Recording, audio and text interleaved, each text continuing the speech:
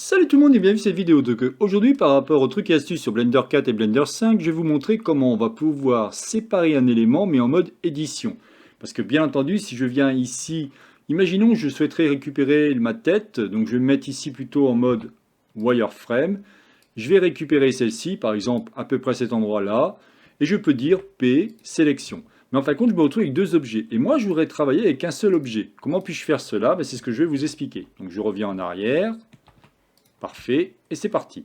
Alors, qu'est-ce qu'on va faire? Eh bien, on va se mettre ici en mode wireframe. On va récupérer, donc, comme je vous disais, l'ensemble. Alors, au cas où, si vous posez la question, pour ceux et celles qui ne connaissent pas les fameux traits rouges, c'est ce qu'on appelle des cimes, ce sont des coutures pour que je puisse faire un dépillage UV propre de mon objet que je mettrai après sur un, ici au niveau du l'UV editing qui va me permettre de positionner, vous voyez, mes différents éléments. Voilà, bon, aparté à part, je voulais vous expliquer cela. Donc je reviens ici en mode édition, et ce que je voudrais, c'est séparer ma tête, mais toujours dans le même objet. Comment puis-je faire cela? Eh bien, en fin de compte, vous allez utiliser trois techniques. Déjà, vous avez la technique de sélection, c'est-à-dire que là, j'ai utilisé, vous voyez, ici, on a la Select Box. Alors, comment vais-je pouvoir faire cela? Eh bien, en fin de compte, vous allez avoir utilisé trois raccourcis clavier. En l'occurrence, la touche W va vous donner, là je vous montre la flèche, ça va vous donner en fin de compte le type de sélection que vous allez utiliser. Rectangulaire, circulaire et ainsi de suite. Ça c'est le premier point.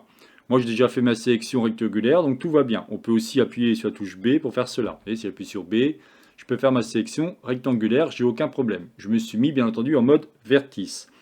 Ensuite, je vais appuyer sur la touche Y. Vous avez dû voir quelque chose qui s'est passé, et après j'appuie sur G. Et regardez, automatiquement, même si je force sur l'axe Z, j'ai bien ma tête qui a été découpée. C'est extrêmement intéressant et extrêmement pratique, comme par exemple quand vous voulez avoir, vous avez récupéré des pièces type STL, donc des pièces qui vont être imprimées en 3D, et vous souhaitez couper celui-ci. Eh bien, vous pouvez faire cela sans aucun souci. Où est-ce que je vais retrouver cette fonction quand j'appuie sur la touche Y? Eh bien, vous allez retrouver celle-ci dans Mesh. Et ensuite, vous avez ici Split. Et vous pouvez cliquer sur Sélection. Et en faisant ça, ça va faire exactement pareil. Regardez, on va le refaire. On va récupérer par exemple ce bras. Donc, hop, pardon. On va récupérer touche B, le bras, j'ai dit. Donc, on va aller à peu près ici. Là, on va essayer de récupérer aussi cet ensemble. Voilà, je ne suis pas en mode qui va bien. Je vais mettre en Select Box. Voilà, parfait. Donc il faut laisser Shift enfoncé pour récupérer la totalité. Donc je recommence. Parfait. J'appuie donc, comme je l'ai dit, sur Y, mais je ne vais pas le faire. Je vais faire directement ici Mesh. Et regardez bien ce qui se passe. Vous avez Split et Sélection.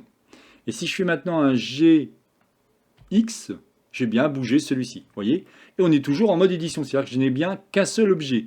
Donc ça peut être extrêmement intéressant si vous souhaitez par exemple faire ce genre de, pourquoi pas, d'éléments, ou alors si vous souhaitez imprimer celui-ci en 3D et que vos parties soient bien séparées, on peut faire ce genre de choses.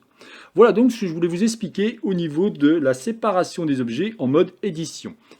Voilà, écoutez, j'en dirai pas plus par rapport à cette vidéo. Peut-être si une dernière chose, si vous souhaitez avoir des formations sur Blender, alors les différentes versions de Blender, par exemple, si vous souhaitez avoir une formation sur les outils de modélisation, vous avez évidemment pas mal de formations au niveau du centre d'apprentissage frto.com. Je vous ai fait plus de 21 formations sur Blender, donc vous avez de quoi vous amuser si vous souhaitez en apprendre plus. Je vous souhaite une excellente journée et à la prochaine vidéo. Bye bye.